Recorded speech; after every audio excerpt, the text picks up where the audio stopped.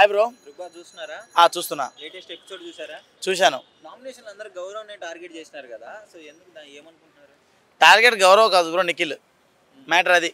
గౌరవ్ అయినా కొద్దిగా గొప్ప ఆడుతున్నాడు కానీ నిఖిల్ ఆ మాత్రం ఆడడం లేదు. ఎదగడానికి ఏమో ఎద్దులెక్క ఇంత హైట్ ఉన్నాడు, బల్లాల దేవుని లెక్క ఉన్నాడులే కానీ అసలు మనోడి దగ్గర పాయింటే లేదు, గేమే లేదు, అసలు గేమ్ స్పిరిటే లేదు అసలు.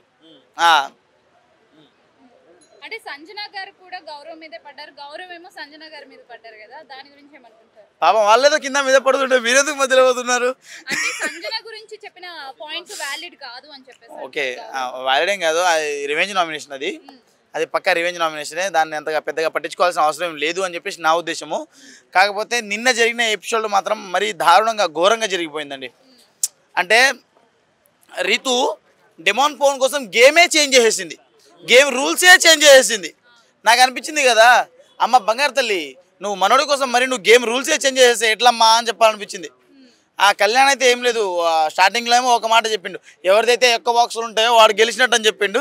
ఆ తర్వాత ఏమో సంజన గారి స్ట్రైట్ ఉన్న బాక్సులు ఆమె గెలిచిందని చెప్పేసి ఆమె సైడ్ చెప్పిండు. అంటే ఒక సైడ్ చెప్పడా, ఒకలా మాట్లాడా, ఎందుకని చెప్పేసి అట్లా సంచాలకులు ఎందుకు ఫెయిల్ అవుతున్నారు వీళ్ళు, అది మెయిన్ మ్యాటర్.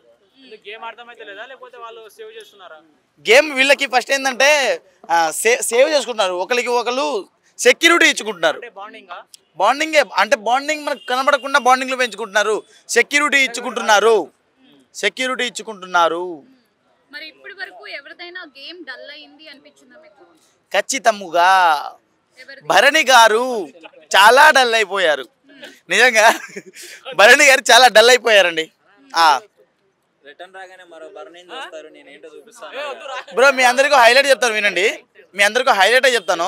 స్టార్టింగ్లో భరణి గారు రీఎంట్రీ ఇవ్వక ముందే నేను ఒక డైలాగ్ చెప్పాను, ఒక స్లోగన్ చెప్పాను, చాలా మీడియాలో కూడా ఉంటుంది.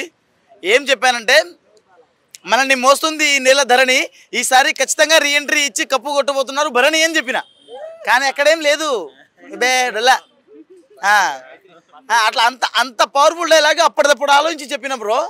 కానీ నా డైలాగ్కి వాల్యూ లేకుండా చేసిండు. ఏంది భరణి గారు వెళ్ళిపోతారు నెక్స్ట్ వీక్. ఏం చెప్పాలి, ఈ వీక్ నిఖిల్ వెళ్ళిపోతాడు, ఆ తర్వాత భరణి గారు వెళ్ళిపోతారు ఖచ్చితంగా. ఏం చెప్పాను ఆయన గురించి?